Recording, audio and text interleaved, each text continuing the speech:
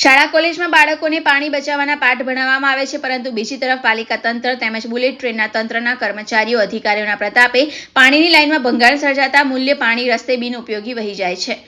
વડોદરા શહેરમાં એક તરફ બુલેટ ટ્રેનની કામગીરી બુલેટ ટ્રેનની ઝડપની જેમ કરવામાં આવી રહી છે, ત્યારે તેના કોન્ટ્રાક્ટરોની નિષ્કાળજીના કારણે ગઈ રાત્રે વરસાદથી વડીવાળી પાણીની ટાંકી સુધી જતી મુખ્ય પાણીની લાઇન તૂટી ગઈ હતી। રાતેથી તૂટી ગયેલી પાણીની મુખ્ય લાઇન બપોર સુધી સમારકામ નહીં થવાના કારણે હજારો લીટર પાણીનો જથ્થો વેડફાયો હતો, જે અંગેની જાણ વડોદરા કોર્પોરેશનને થતા હાઈ સ્પીડ રેલ કોર્પોરેશનના અધિકારીઓને તાત્કાલિક સમારકામ કરવા જણાવવામાં આવ્યું હતું।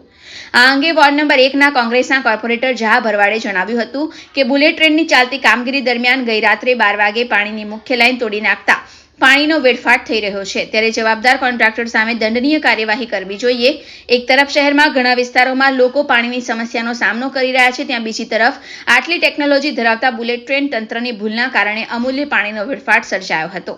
આ પ્રકારની ભૂલો ભવિષ્યમાં ન થાય અને અમૂલ્ય પાણી બિનઉપયોગી ન રહે તેવા લોકો ઈચ્છી રહ્યા છે। શાસ્ત્રીનગર પંડ્યા હોટલ બ્રિજની બાજુમાં બુલેટ ટ્રેનની જે કામગીરી ચાલી રહી છે, આ કામગીરી કરતી વખતે કોર્પોરેશનની જે બહુ મુખ્ય લાઇન છે પાણીની, જે વાસદથી કદાચ વડીવાળી જઈ રહી છે, આ મેઇન લાઇનમાં એ લોકોએ ડેમેજ કરી નાખી છે કામગીરી વખતે, અને આખી રાત રાત્રે 12 વાગ્યા પછી લાઇન ડેમેજ થતાં આખી રાત પાણીનો વેડફાટ થયો છે।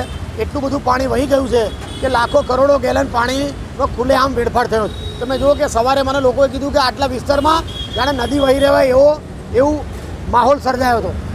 એક બાજુ વડોદરા શહેરના નાગરિકોને પીવાનું પાણી મળતું નથી, અને બીજી બાજુ કોર્પોરેશનના અધિકારીઓના મિસમેનેજમેન્ટના કારણે આ પ્રકારની જે જો તમે કે પાણી વહી જાય છે, એ લોકોનું માત્ર મિસમેનેજમેન્ટ જ છે। મિસમેનેજના કારણે આ પ્રકારનું નુકસાન થઈ રહ્યું છે। એક બાજુ લોકોને પીવાનું પાણી મળતું નથી, અને બીજી બાજુ લાખો કરોડો ગેલન પાણીનો આ રીતે વેડફાટ થઈ રહ્યો છે। આ માત્ર ને માત્ર જાડી ચામડીના અધિકારીઓના પાપના ભોગે વડોદરા શહેરની જનતા ભોગવી